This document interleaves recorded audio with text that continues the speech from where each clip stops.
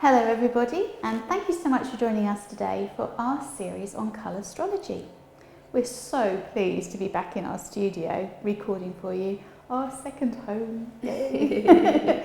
So moving from lockdown into the new normal.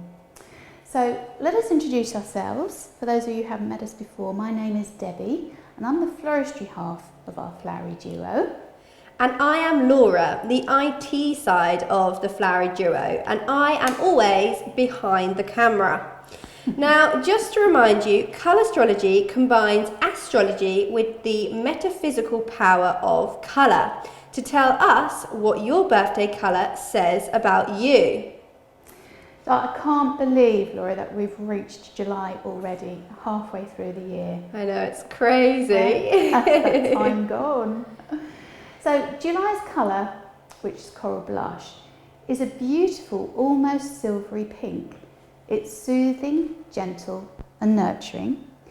And the silver notes, I would say, in this colour signify the value of change and reflection, whilst pink represents love and tenderness. So really appropriate for these times, I would say. And together they encourage emotional healing in times of change or transition. So are you gentle, nurturing and receptive? Were you born in July? Does this describe you? So today I'm going to introduce some of the flowers that are in that coral blush colour palette. So I'm going to start with the King Protea. So this one's Protea Cyranoides. So absolutely beautiful blush pink tones with that silver grey in the centre. Absolutely perfect for a bohemian wedding. Really popular actually at the moment. Real statement as well. Just a single one on its own works brilliantly. So that's the King Protea, Protea Cyranoides. Next, I've got a spray rose to show you. Now this spray rose is called Aerobic. Very appropriate for those that have been doing their aerobics whilst in lockdown. Sadly, not me. Anyway, this is Aerobic, beautiful rose, very soft, subtle colour tones. Then I've got one of my favourites, this is Astilbe. So this one's Astilbe Europa, has a beautiful fluffy texture, almost feather-like I would say. So if you want to introduce texture into a design, it's a good way to achieve it with Astilbe. Next, everybody's favourite. So this is Peony. This one's Michelle Bernhardt. Has an absolutely wonderful fragrance. So yeah, who doesn't love peonies? So that's Peony Michelle Bernhardt. Next I have Lisianthus. Now this is a very soft and subtle tone of Lisianthus. It's called Alissa Double Light Pink. And it has a really lovely, almost crinkly edge to the bloom. So again, really good to add texture and shape to a design. It also has a lovely sort of curving arch to it. So if you're using it for cascading designs, that works really well. So that's Lisianthus Alissa Double Light Pink. Next we've got a Calla lily or Xanthodecia. Now this one is called Flamingo. So it has actually a slightly deeper tone down low into the bloom and then going to a paler, more subtle edge to the bloom. So that's Flamingo. And then I'm going to move on to some roses. I've got 3 roses to show you today. I'm going to start with Sweet Avalanche, that's this one.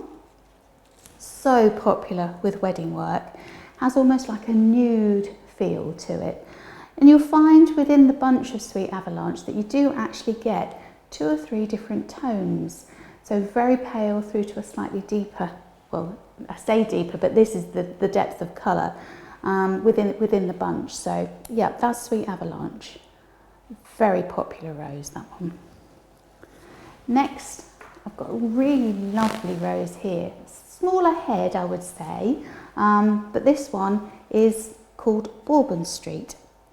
Now, it's very much a 2-toned rose and perfect for an intermediate flower. So it sort of captures the paler side of the pink through to the deeper side. So yeah, perfect for an intermediate rose, that one. So that's Bourbon Street. Then my final rose is lovely Dolomiti. This one I would say is a bit of a softer tone. It's not quite such a sugary pink, silvery pink, but it's still that very soft, subtle colour tone. You'll find the outer guard petals do have a hint of green to them. Now you can always remove those if you don't want to use that sort of colour scheme within your design. So that's lovely Dolomiti. Then finally, I'm going to move to the carnation. Now this one is called Donsil. It's a really, really sugary pink, this one. It does have hints of silver in it. Perfect again for introducing a bit of texture into a design, that sort of crinkly edge. Almost, I guess you'd say, hydrangea-like in its texture. So yeah, that's Donsil. So that's our colour palette of blush pink. So stay tuned for lots more videos on how to incorporate this fantastic colour palette in a wide variety of arrangements. So we're going to be focusing on 5 different areas. We're going to be focusing on weddings, funerals, home decor, simple vase design and corporate arrangements. So hopefully we will inspire you to have a go at creating these designs yourselves.